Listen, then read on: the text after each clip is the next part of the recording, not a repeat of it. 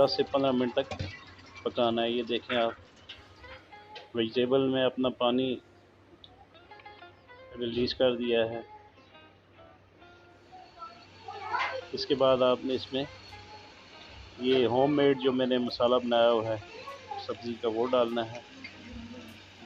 Coriander powder डालना है और गरम मसाला मिक्स करके हाफ टी स्पून आप इसमें डाल दें। इसके बाद आपने धनिया, ग्रीन चिली और ये गार्निश डाल देनी है। और ये क्रश की ब्लैक पेपर में इसमें काली मिर्चें डाल रहा हूँ, क्योंकि मैंने इसमें रेड चिली का इस्तेमाल नहीं किया।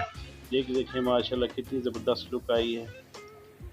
तो प्लीज़ मेरी वीडियो को लाइक कीजिएगा, मेरे चैनल को सब्सक्राइब कीजिएगा और बेल आइकन के बटन को क्लिक ज़रूर कीजिएगा। अल्लाह ताला आप सबका हामी व नासिर।